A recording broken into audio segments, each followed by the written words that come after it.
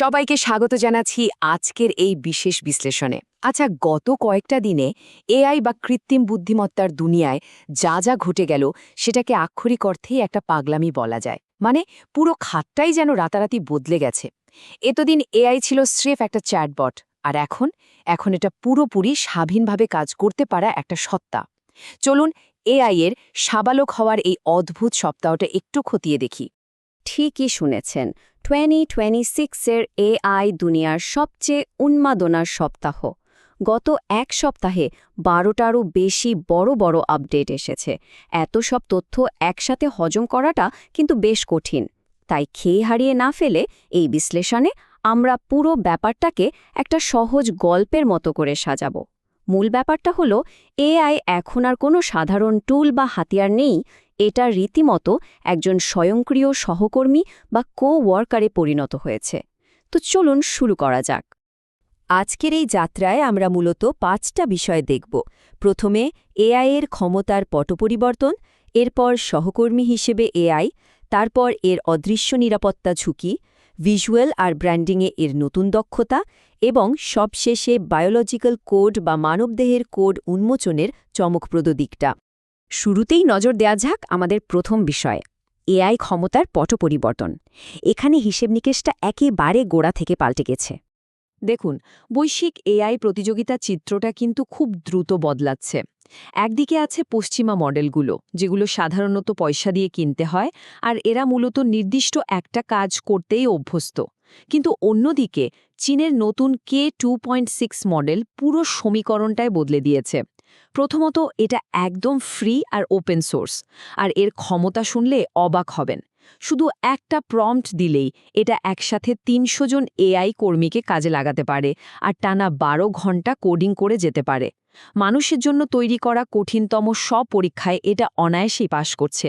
মানে একটা মডেল একাই যেন ৩০০ জনের একটা আস্ত এজেন্সির মতো কাজ করছে।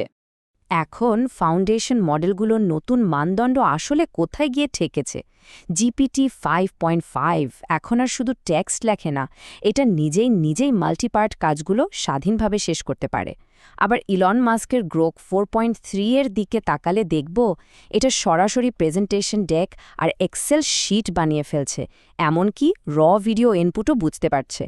এই ব্যাপারটা একেবারে পরিষ্কার করে দেয় যে আমরা চ্যাটবটের যুগ থেকে পুরোপুরি স্বয়ংক্রিয় মডেলের যুগে ঢুকে পড়েছি। এবার এই বিশাল সংখ্যাটার দিকে একটু নজর দেওয়া যাক। $60 বিলিয়ন। এটা কোনো সাধারণ অঙ্ক নয়।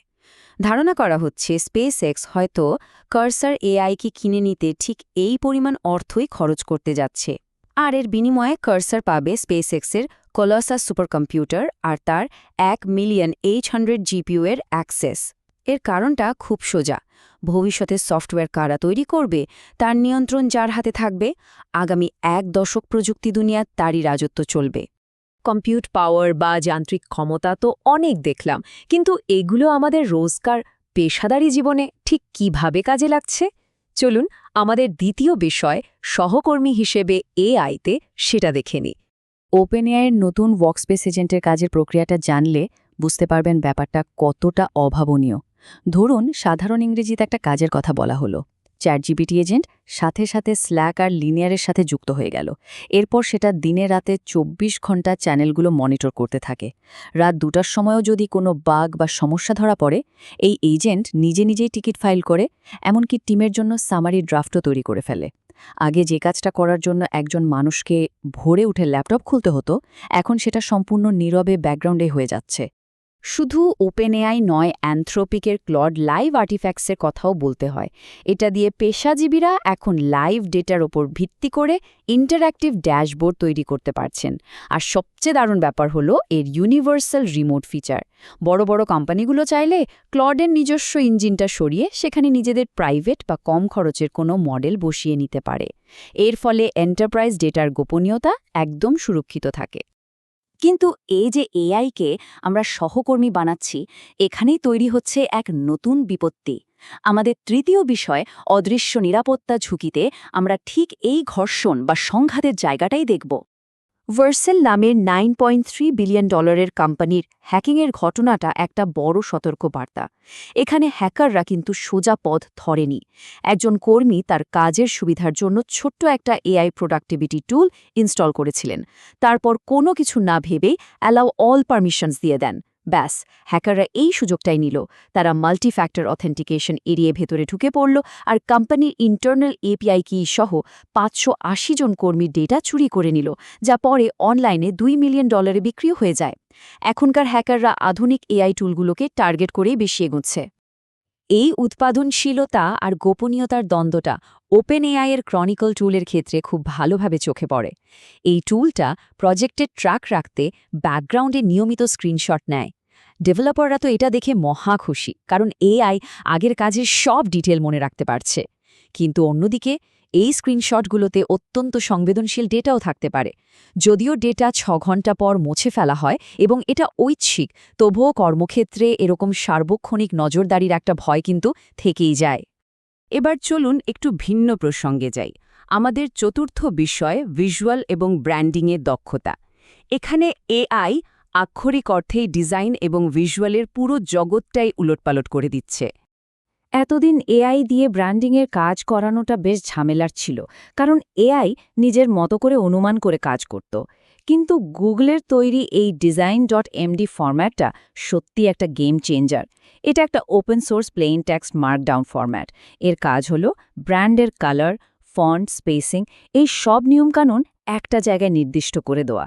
ফলে এআই এজেন্টরা এখন কোনো অনুমান না করেই একেবারে নিখুঁত অন ব্র্যান্ড ইউআই ডিজাইন তৈরি করতে পারছে। আর চ্যাটজিপিটি ইমেজেস 2.0 এর সক্ষমতার কথা তো না বললেই নয়। এটা এখন টানা 6টা ইমেজের ব্র্যান্ড সিরিজ তৈরি করতে পারে, যেখানে ভিজুয়াল ডিএনএ একদম এক থাকে। তাছাড়া পাইথন ব্যবহার করে 64 ফ্রেমের গ্রিড থেকে নির্দিষ্ট একটা ফ্রেমকে নিখুঁতভাবে ক্রপ করে বের করে আনতে পারে। আর সবচেয়ে চমকপ্রদ হলো এর টেক্সট বসানোর ক্ষমতা। ডান হাতে একটা শব্দ আর বাঁ হাতে আরেকটা শব্দ, এই ধরনের জটিল টেক্সট পজিশনিং কিংবা নেটিভ জাপানি মাঙ্গা স্টাইলের কাজও এটা এখন নির্ভুলভাবে করতে পারছে। আচ্ছা, এখন সবচেয়ে কৌতূহল উদ্দীপক ব্যাপারটা নিয়ে কথা বলা যাক। চ্যাটজিপিটি ইমেজেস 2.0-তে একটা থিঙ্কিং মোড আছে। যখন একে একটা মার্কেটিং ফ্লায়ার বানাতে বলা হলো, এআই নিজে নিজেই চিন্তা করে বের করল যে যেহেতু কোনো ওয়েবসাইটের লিঙ্ক দেওয়া নেই, তাই আমি একটা ডামি কিউআর কোড বসিয়ে দিচ্ছি, আর সেই কোডটা স্ক্যান করলে সত্যি সত্যি কাজও করে। মানে এআই এর এই স্বয়ংক্রিয় সিদ্ধান্ত নেওয়ার ক্ষমতাটা সত্যি অভাবনীয়, তাই না? আমরা আমাদের শেষ এবং সবচেয়ে চমকপ্রদ বিষয়টিতে চলে এসেছি, বায়োলজিক্যাল কোড উন্মোচন। এআই এখন আর শুধু ডিজিটাল কোডের মধ্যে সীমাবদ্ধ নেই, এটা মানবদেহের জীববিজ্ঞানেও ঢুকে পড়েছে। সময়ের সাথে এই পরিবর্তনের হিসেবটা শুনলে রীতিমতো অবাক হতে হয়।